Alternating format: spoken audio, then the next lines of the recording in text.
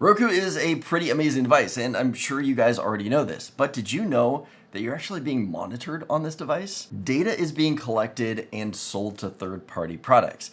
So in this video, I'm going to show you features to turn off to help protect your privacy and also to help boost performance of your Roku device. Now, this is going to work on any of the Roku devices, so go ahead and grab your remote, but before we get started, don't forget to subscribe and hit that notification bell so you don't miss out on future videos like this one. I plan on doing some more Roku videos, and I will leave a playlist down below for you guys to check out all those videos as they are being published. So with that said, let's go ahead and get started. All right, I have my home screen loaded up right here. I'm not gonna go into any particular order. However, I do wanna hit this first one. I'm gonna hit up on the up screen. We're gonna get to settings. We're gonna click the over button, and then I want to go down to privacy.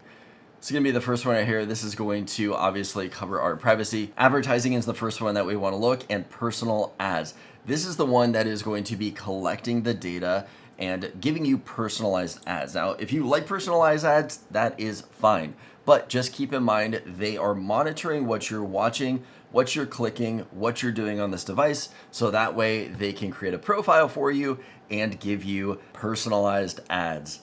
To me, I don't want that, so I'm gonna go ahead and click turn mine off. Don't personalize my ads. So the next thing we wanna do is we're gonna back out of here. We're going to go to voice, and then I want to select channel microphone access, and instead of having it prompt, I set mine to never allow because I never use the microphone on the remote itself, and so I don't even want that microphone to be accessible at all. Now, if this is something you use, go ahead and leave it on, but for me, I turn this one off. Let's go ahead and back out of this one. We have got speech recognition. This one is on. I'm gonna turn that one off also because for that one, it's also storing data. It's gonna be storing your speech so that way it can process it and create a profile for you so it can recognize you better. If you find that feature helpful, go ahead and leave it on. But for me, that's not one that I want to have on because I want to clear my profile. I don't want any kind of profile presence on this device. So I'm getting rid of that one too. So let's go ahead and back out of this one, get back to our settings, and then let's just go ahead and go down the list.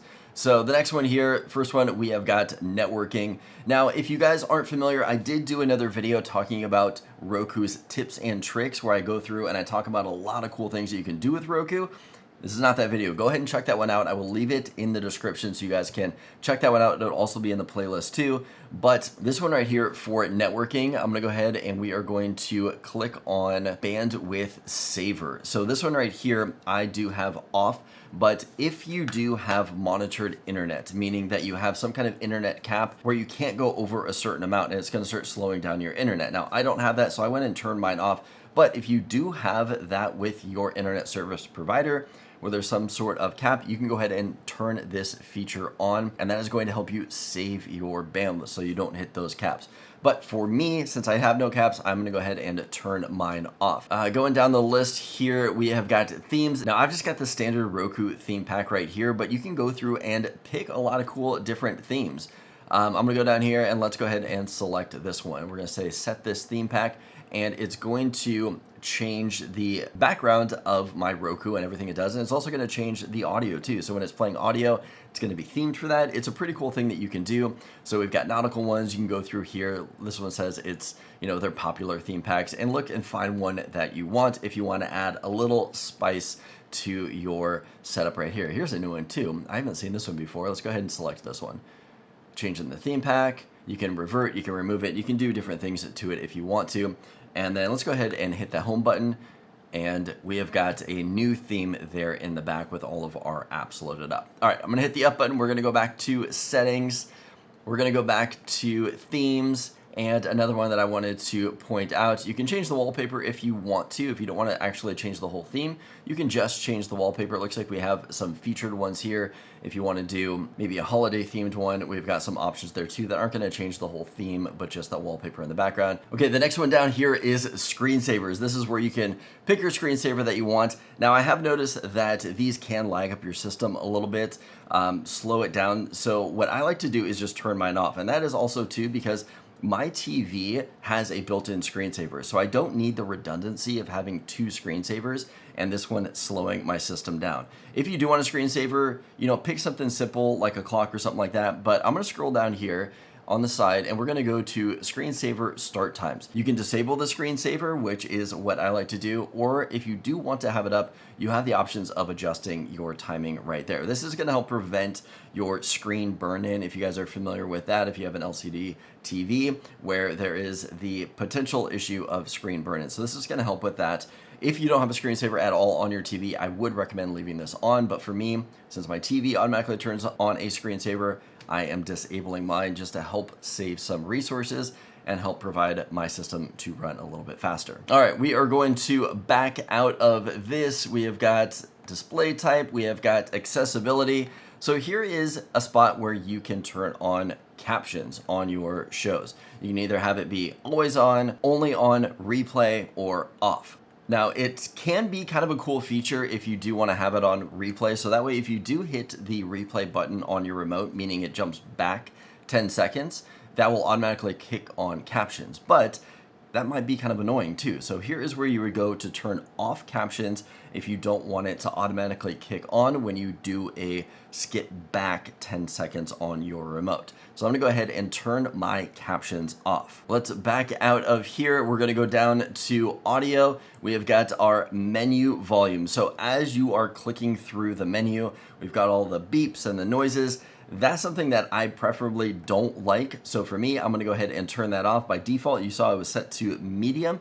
You can turn that up if you want to, leave it on if you want to, but for me, I don't want any extra kind of noise, so I leave mine off on this one too. Okay, we're gonna back out of here. We're gonna go down to guest mode. So guest mode is a pretty cool feature. If you do have maybe a rental or you share your device with other people, you could turn on guest mode. That is something that I covered in my other video for tips and tricks, so I will leave that over there if you guys wanna check it out. Guest mode is a pretty cool feature if you do want to utilize that. That's something you can control through their website too.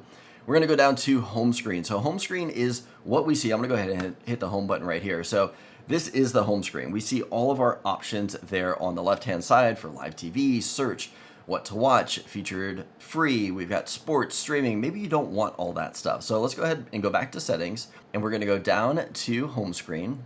And then from here, we can turn on and off what we want to see there. So for me, I don't have live TV set up, so I'm gonna say hide that. I don't want to see that anymore. What to watch, these are just options of what I want to watch. I'll leave that one there. Shortcuts, I don't know. Here are a couple shortcuts. We've got ad channels. We've got TV off shortcuts right there. I'll leave those. Sports, like watching sports, so I'll leave that one there. Featured free, so let's go ahead. We turned off live, and then when we hit the home button right here, we can see that our option under home, under search, that live TV feature is gone. So this is what is going to be controlling that right there. I'm gonna hit up again. We're gonna go back to our settings. We're going to talk about payment method. So here is where you can set up a credit card that can be used for purchases through Roku.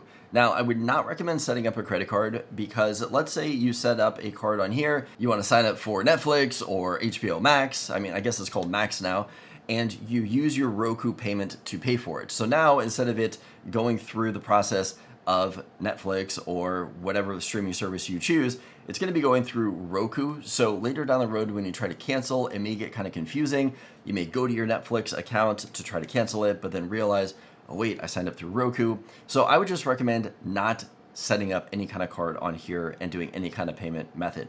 To keep it easier, go straight to the source, set up whatever kind of payment that you need to do, any kind of subscription that you're going to be signing up for, and then just come back here, log in through Roku. It's going to be a lot easier down the road and help you with any kind of confusion. Okay, so keep going down the list. We have got Apple AirPlay. We're not talking about that. Legal notices, privacy policy. If you guys want to read any more about that, you can do that there. Privacy, we already touched on this right in the beginning. We've got help, and there are a few more here in system that I wanted to talk about, some things that I would recommend changing. All right, going down the list here in system, I would recommend taking a look at software updates. Run any updates that may be pending on here. You always want to make sure you are up to date. Let's see, power. We have got auto power savings. So for here, you can have your device automatically turn off after 20 minutes if it's not being used. Now, if you're watching a show, you're watching a movie, it's going to stay on. It's not going to turn off after 20 minutes of watching a show.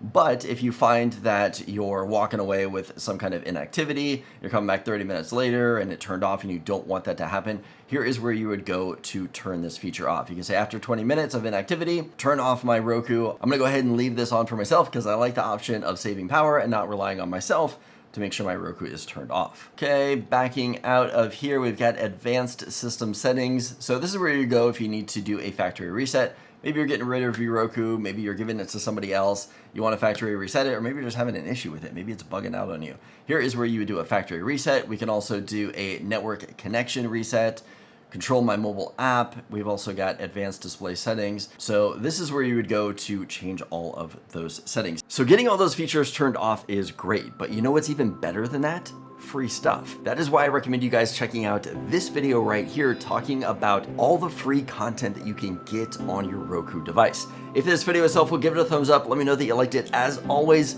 don't forget to subscribe for more content like this, and I will see you guys in the next video.